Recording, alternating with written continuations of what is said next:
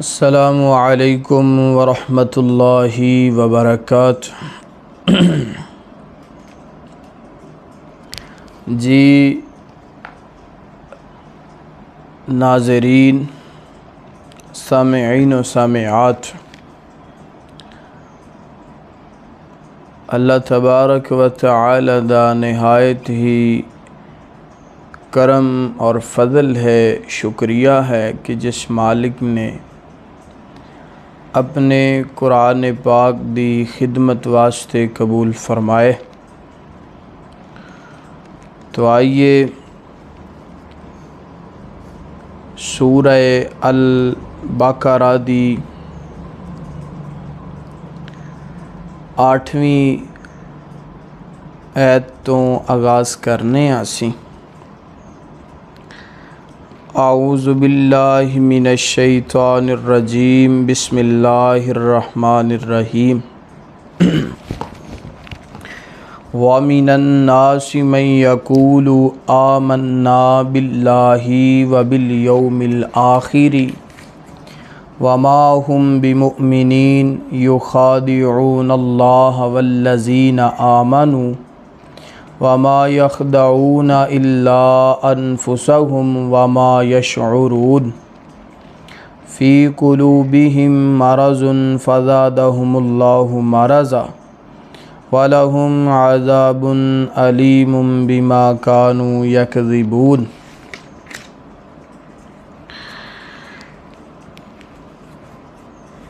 اللہ تعالیٰ نے قرآن پاک دے اس مقام تے منافقین دے ایک اور گروہ دا ذکر فرمایا۔ وَمِنَ النَّاسِ، اور بعض لوگاں دے اندروں کچھ لوگ انج دے نے، مَن یقولو کہتے ہیں، آمنا ہم ایمان لائے، باللہ اللہ پر، و بالیوم الآخری اور آخرت دے دن پر، وما ہم بمؤمنین اور نہیں وہ ایمان لانے والے یا ایمان والے نہیں۔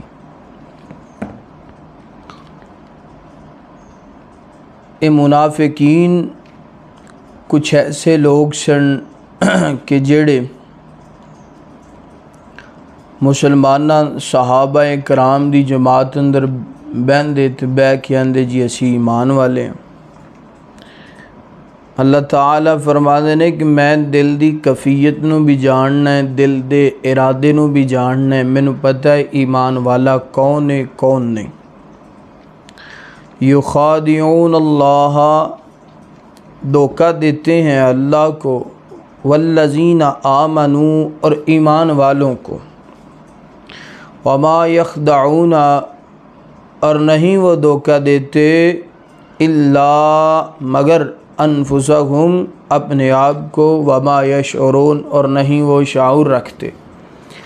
یعنی کہ جو لوگ چلاکی کر کے دھوکہ دے کے ایمان والیاں دی صف چ بیٹھ کے آندے سن کہ اسیں ایمان والے ہیں، جدو کفار دے اندر جاندے تے آندے کہ اسی تواڈے نال دے ہیں، اسی تے صرف انہاں نوں دھوکہ دینے ہیں، اسی تے صرف اپنے اوپر مسلمان اسلام والا لبادہ اوڑے۔ تو اللہ تعالیٰ نے انہاں منافقین دا ذکر فرمایا کہ اے مسلماناں نوں دھوکہ نہیں دیندے، ایمان والیاں نوں دھوکہ نہیں دیندے، اللہ پاک نوں دھوکہ نہیں دیندے، بلکہ اے دھوکہ اپنے آپ نوں دے رہے نے، نقصان اپنا کر رہے نے، خسارہ اپنا کر رہے نے، اس بات دا انہاں نوں شعور نہیں۔ فی قلوبہم مرض، ان کے دل میں بیماری ہے نفاق دی، فزادہم اللہ پس اللہ نے بڑھا دیا مرضا بیماری میں، وَلَهُمْ عذاب علیم بما کانوا یکذبون اور ان کے لیے دردناک عذاب ہے اس وجہ سے کہ جھوٹ بولا کرتے تھے، یعنی کہ جدو بندہ اپنے دل دی اصلاح نہ کرے، اپنے گناہ دی اصلاح نہ کرے، اللہ پاک فرماندے نے کہ پھر وہ گناہ دے اندر بڑھدا جاندا ہے، اور جو اپنے گناہ دی اپنے دل دی اصلاح کر لوے تو وہ بندے دی دنیا اور آخرت بہتر ہو جاندی ہے۔ اس مقام تے نبی کریم علیہ السلام دا فرمان عالی شان سماعت فرمائیے۔ نبی کریم علیہ السلام نے ارشاد فرمایا کہ بندہ جدو ایک گناہ کردے او دے دل تے ایک کالا نقطہ سیاہ نقطہ پہ جاندے، اگر وہ بندہ اپنے گناہ دی اللہ دے کولو معافی مانگدا ہے، اپنی اصلاح کردا ہے، گناہ نو گناہ سمجھدا ہے، فرمایا گناہ والا نقطہ ختم ہو جاندا ہے، دل بالکل سفید بالکل ٹھیک ہو جاندا ہے۔ اگر وہ اپنے گناہ دی اصلاح نہیں کردا، یہ نقطہ بڑھدا جاندا ہے، کتنا بڑھدا ہے؟